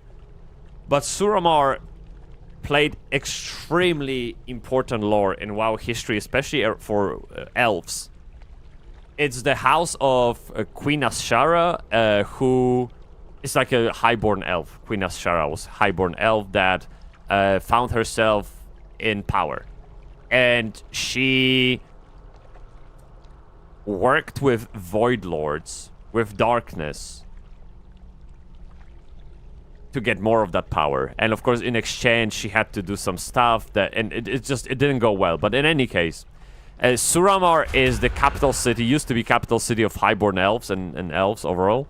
And now we get to learn the backstory and how it fallen. And the lore, the story writing in Suramar, that zone, is absolutely peak. It's so good. I don't think Blizzard has ever done a chain of quests, part of the lore of the world, so well written. It's amazing. Music, dialogues, types of quests, and all the activities is great. So Nighthold is like the cherry on top. Is the raid that happens inside Suramar. Now, my gripe with Suramar is the movement. It's the city. Have you ever guys been to Rome or Italy overall? If you go to any Italian city, the roads, the streets, everything is so narrow, so tight, you don't even fucking know what's happening. Like, you can barely move and see anything. Alright? It's like a fucking concrete jungle in your face, okay? And Suramar is the same way. It's very difficult to understand the maze, to find yourself around, to find things, because they're like multi-levels, down and up, and you never know where the NPC is. It was fucking annoying back in the day. And if I remember correctly, even when we were doing the lore, when it launched, you couldn't fly in that zone, I believe. Or maybe yeah, I think that was the case. You actually couldn't fly. They only added flying to Legion in the next phase, so then you could go back and kind of move around a little better. But it was such a pain in the ass. Every building is open. Every building has a 1 or 2 stories. Okay, there's underground. There are flying objects. Crazy, very complicated landscape to move around. So that was my main problem with Suramar. Other than that, Julie Papon.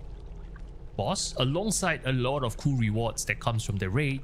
The second pillar here is the return to Karazhan. Karazhan, hell yeah! And the third pillar is really the opening up of Suramar for more world quests. Dude, the fight with Medivh. I promise you, whether you're a WoW player or you're a Tibia player or you play Candy Crush, you would love the fight with Medivh. It's so good. Ja pierdolę, man. No kurwa. You get me? Like, if you play games, you would appreciate that. You can appreciate the art, the design behind it so much. The music, the mechanics, everything is great. Really gives you a lot more power that you can get from Legion Remix. So that's the broad overview of Phase 2. Let's dive into the first thing that really matters in Legion Remix Phase 2. Go for it. And that is your infinite knowledge points that is brand new coming in Phase 2.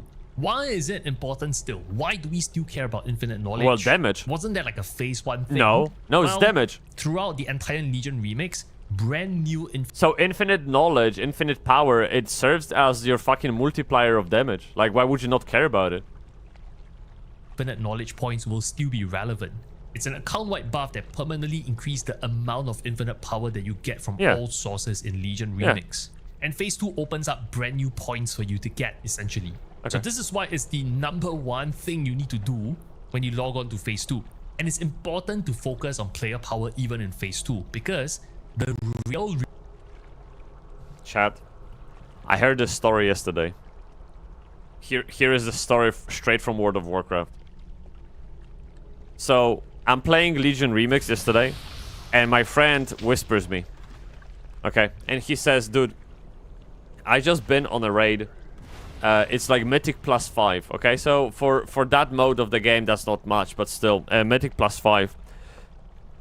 It took us 2 minutes to complete. 2 minutes. And I'm like, how? Even if you queue up, so even if you queue up for a like random normal dungeon, it will take you probably about like 5 to 10 minutes, because you often they're like time gating. There are like bosses, and especially if you join like normals, there are people who are not, you know, stuck with power. They're probably new players, and it takes a while to get it. Mythic +5 Archways is, you know, it's a difficult dungeon for the fact that it's Mythic Plus, and it's also Archway, which is in Suramar. This is like more of a high-end zone. He did that dungeon in 2 minutes. I was like, how? How did you do that? And he explained that he was lucky enough to join a group with 4 max item level people. 740. Every one of those people were max 740 item level. And what they did, they literally split, and each one of them killed a boss. So all 4 bosses of a dungeon, they died at the same time. They literally soloed fucking M+5 bosses individually. 2 minutes. And apparently it's a very common farm in Legion. So this is how broken that game is. Normally, when you played Archway +5 Mythic, you would have 30 minutes timer, and you would, you know, if you were on that level of the key, you would take those 30 minutes to complete it. They did it in 2 minutes. And by the way, max key already completed is +115. Yep. Think about it.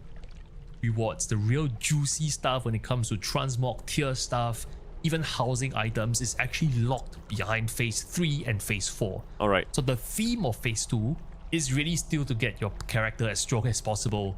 So that actually, yes, and he probably is gonna say it maybe. They increased non-tank classes damage manifold.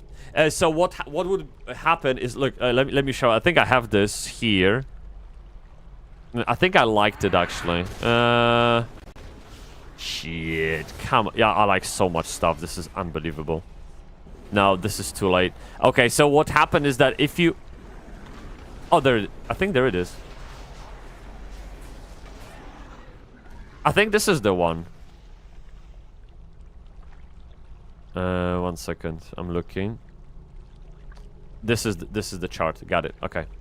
So I was looking into this. Look. This is the breakdown of all specs in WoW and how they are distributed in the player's population.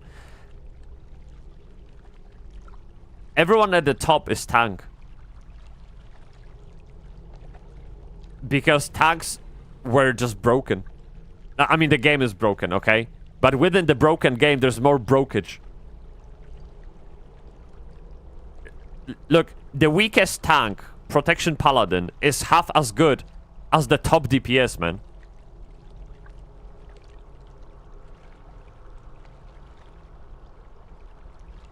So, you can see why they worked on it a little bit. Why they tried to balance it a little bit.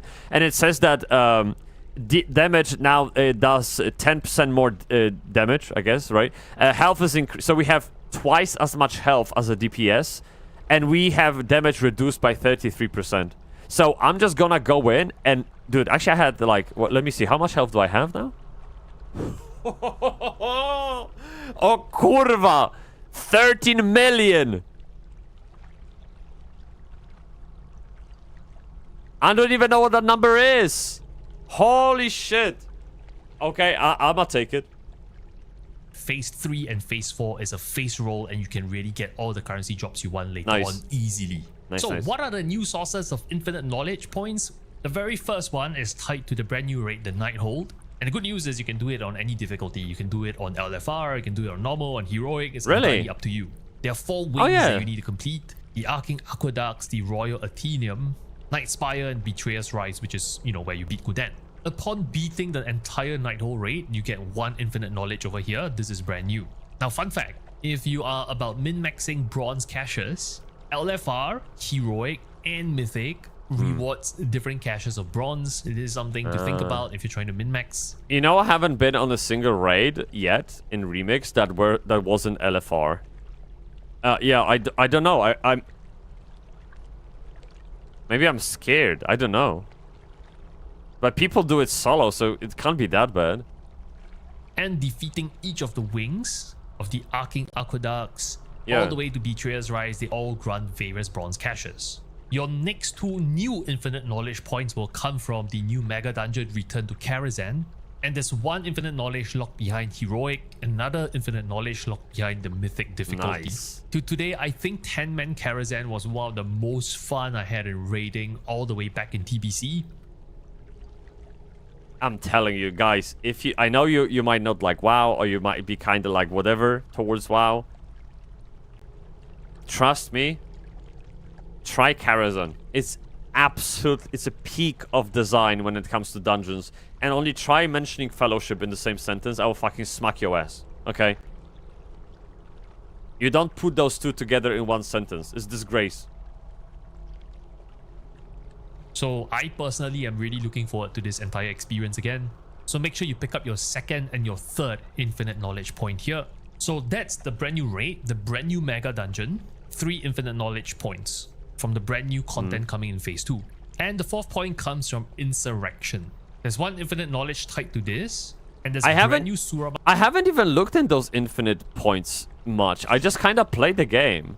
How the fuck do you... One second. Yeah, I have... Where do I track infinite knowledge? I think it was in here. Fuck.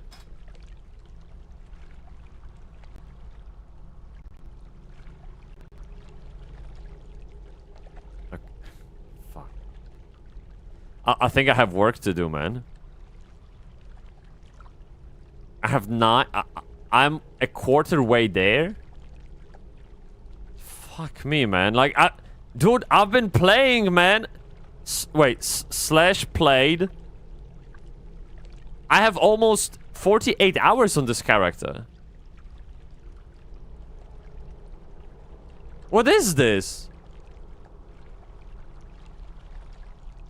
Storylines that will be released as part of phase 2 that will be available to you. This were not available in phase 1, so you can't complete this achievement. So I would advise you only do Insurrection, like complete all the Surama storylines after you have maxed out all your infinite knowledge, just if you want to min-max, because as you work through all these storylines, all these quests, you'll get currency that will naturally be amplified. You get currency and power that will naturally be amplified if you had more infinite knowledge points. So while you're working towards your 4th infinite knowledge, make sure you have the other 3 unlocked already. 2 birds, 1 stone. I am not that... Yeah, I'm not such a sweat. I guess I've already kind of fucked up if we take that into consideration, because I wasn't paying much attention to order of doing things. I just kind of did things how I felt about doing them. So, yeah. But also, I'm really envious about this guy's points. He has 16k achievement points. I have 9. Max is like 17k. What the fuck? He is a sweat. What is this? Kind of scenario. Now, Insurrection is a very interesting quest line, because if you play Legion, at the end of completing Insurrection, you actually have access to a free mount. It's the Arcanist Mana Saber mount. Already got and him. if you want a sneak peek of how the mount actually looks, is basically what you see on screen here. So I'm pretty sure the same quest lines still exist from Legion until Legion Remix. You can get this like for free if you follow kind of the quest line. It culminates in just... Well, for free, you have to spend like 10 hours doing lore quests. Again, campaign in Suramar is huge, and it's also hard because of how much you have to navigate within the city. So it's not like free. There is cost opportunity to it, okay? It's killing Gul'dan again in the raid. You follow the screenshot that you see on the screen here for instructions. But more importantly, there is a recolor of this mount that you can buy.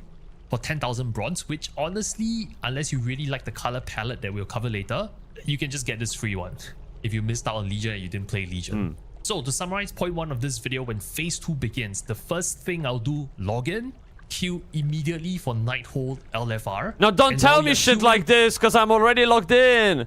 And I need to do something else with my day. I don't... Wait.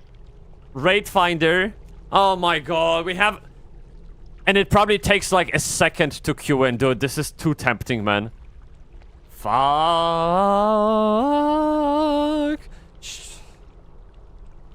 This is bad, man. Like, it's really tempting, but hey, it's not going away, okay? It's not going away. The only thing I'm worried about is that people complete it and then they will go play something else and then I won't have people to play with. That's my only worry, okay?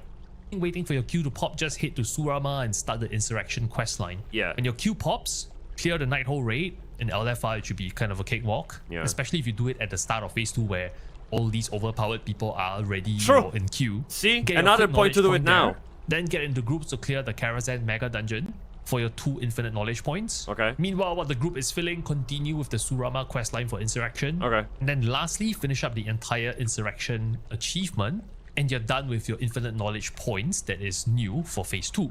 But... yeah, so I guess I have... Maybe it's a good idea for me to even catch up with infinite knowledge from the first phase. I have 9 points. I should have like 34 now, I think, or maybe 30, something like that. I'm way behind, man. So in a few hours, you should already be set in terms of infinite knowledge for the rest of phase 2. You're done. Then Nice. comes point number 2 of this video. What else do you need to know? Is the additional loops that you need to add into your daily rotation if you're trying to min-max Legion Remix. So just a reminder, raids and dungeons, they are both on daily resets. So you want to permanently add Nighthold and Karazhan to your daily farming loop. Not saying you have to run them every single day. I'm just saying if you really want to min-max all your currencies, a core gameplay of Remix is to... Well, all I need is just 2.7 million bronze so I can buy fucking every single appearance, mount, etc. from the vendors. Oh, and house decorations, yes. 2.7 million thing covers it all. farm bronze and infinite power, right? And all these instances, Nighthold, Karazhan, on top of Emerald Nightmare and Trial of Valor from phase 1, you should be clearing them daily to maximize your bronze income. Again, if you're not a sweaty collector that wants to collect everything under the sun, you don't need to do them. You just do them when you have time. Well, I don't know how I identify. I'm not a sweat when it comes to damage and clearing the entire thing. Like, fuck. This is hard, man, because I want to have all collections, but to have all collections, you have to kind of be sweat. Do you know what I mean? Because you have to do those raids and mythics and... Oh, shit. Maybe we can skip on scaling the damage infinitely, because I think what he's implying that if you have infinite knowledge maxed out, then you gain more infinite power. I'm not worried about that. I'm just worried about completing achievements, and I don't think you have to have everything scaled up to maximum to really achieve that. It's just you won't be as effective, but who cares? You're still insanely overpowered. And this is really all the amount of high-level gear drops that you need from phase 2, right? Because more bosses, more chance for upgrades, or you scrap your equipment for potentially more currencies, and you need this additional source of bronze for point number 3 in this video, which is really the fun stuff. So shopping. Phase 2 is unique because it's not that amazing if you are into transmog tier sets, unique weapons and stuff like that. Those really fancy ones that you want from Legion Remix is in the later phases of Legion Remix. Okay. Where you have the release of the Tomb of Sargeras and the Antorus raid. Those are... Actually, oh, now I remember. I think I blanked out in Legion on Tomb of Sargeras. I never completed it. I mean, I might have when farming mounts in retail, but like when it was the current content, I was not around. And then I came back for Argus. So I wonder if that's the experience for other people too. Maybe that was some kind of a drop in engagement in Legion when that part arrived. I'm not sure, but I'm sure 100% I didn't kill Sargeras in Legion. Where the real good stuff are there. Yeah. But what's really good in phase 2 for me, honestly is mount collection. So all the brand new Phase 2 mounts can be found on this new Legion Remix platform near Dalaran from the NPC Nessing Wary. So what are the things that you can get that is new in Phase 2? So earlier I talked about the Mana Saber mount, right? This is essentially the recolor of the Mana Saber mount. This is the lowest on my priority to spend 10,000 bronze on, because you'll get something that looks, I think, cooler. Wait, you have now 7 pages of those? Come on, 1 second. If we go to completionism, let me see. This is not funny, man. We're gonna go to Legion Remix, and let me refresh my character. Where is it? Here. We're gonna refresh Bybsie. Okay, refreshing. Is doing the magic, done. Okay, so we have now... Yeah, you see, the budget hasn't increased. Oh shit! It has. Oh my god.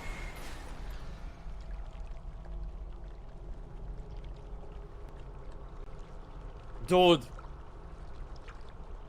I need 7.5 million bronze to buy everything? Where am I at? I have 500,000.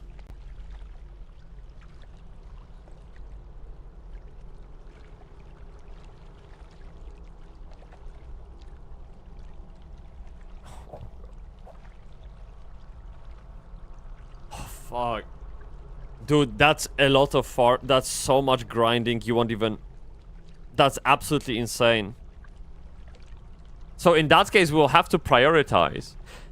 I can almost buy all the mounts. And I'm always most interested in the mounts. So maybe what I can do, I can just load up those bronze up to 700k, get all the mounts collected, close this chapter, close this category, get rid of it, and then focus on appearances. Because honestly, I mean, if I wasn't like a completionism sweat, I wouldn't even worry about pets and toys. I don't care about those much.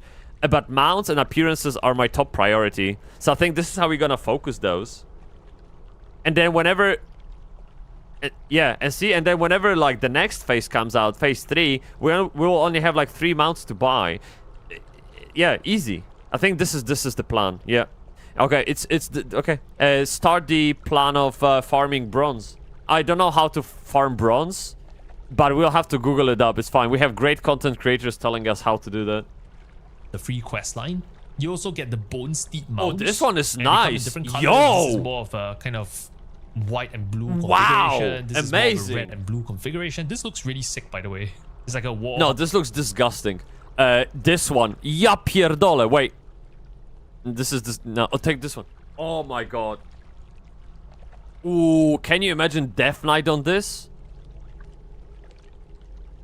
Wow.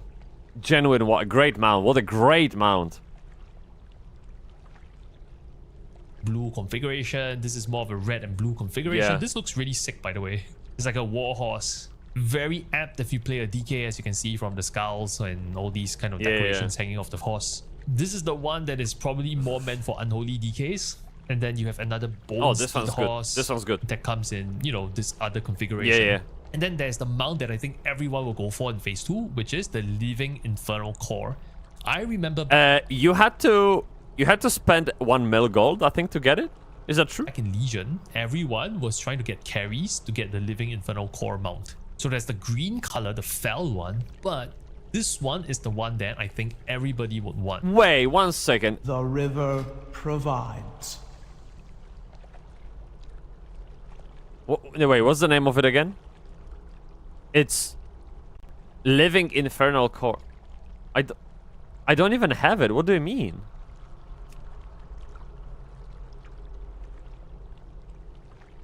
Oh, there it is. Oh, wait. Oh, I see. So they... Oh, okay. Yeah. Yeah, I don't have them. Okay. Of course I don't have them. So they dropped from Gul'dan. Ah, yeah. That I never got them. I don't think I ever done Nighthold on higher level than Heroic or even normal. This is the mythic mount drop from Gul'dan. It's amazing. And trust me, if you want to just kind of conserve bronze and you want to spend it on things that really matters, I think you just save 100,000 bronze and throw it on this guy for phase 2. And then I saved the best for the last in terms of mounts. Okay. And that is Midnight's Eternal Reigns. Now, if you are a mount collector, you know Karazhan is infamous for farming, I Midnight's absolutely never dropped it. I doesn't matter how much I farmed Karazhan, it literally never dropped. Never. mount, right? Well, for a grand total of 100,000 mount, you can get this very sick Midnight's Eternal Reigns. It comes in this kind of red theme with gold kind of armor covering it. If you play a Blood DK, this is pretty much my go-to mount, I think, going forward. So again, if you're trying to min-max depends bronze on your kind of spending, I would go for Midnight's Eternal Reigns. I would go for the Findish Hellfire Core mount. Don't worry, I'll just go for all of them. I'll just buy all of them. It's fine. Because if you're sick and you have poor RNG of drops from Gul'dan, this is, the fastest way to ensure you have it. And you have the cooler version. I think the Fel one is okay, but the red one is just way cooler. This is the mythic version. So get these two. So that wraps up mount. Let's talk about point 4. All the brand new toys you can potentially buy in phase 2 from this guy. So this is all toys. Not don't care. Okay, this one. This video, this big red ray gun that I just mentioned has a very unique property. If you look at the tooltip, it says bind when used. And then, if you look at any other toy, it says bind when picked up. So what does that really mean? You can sell it? It means technically, this is a way to convert spare bronze that you have into this toy, which you can then bring to the auction house to sell. After Legion Remix ends, I suspect the price will only go up because it only binds to a character when used. And then I would just hold on to it. I wouldn't sell it now. I would sell it like... Dude, this is some kind of 5-head businessman move. Gentes, not gonna lie, out of all MMOs, WoW has the best mounts. They are freaking amazing. Yeah, I wish mounts in WoW had a little bit more utility, like in Guild Wars 2. But other than that, I think owning a mount back in the day, especially in Classic, it was an achievement like none other.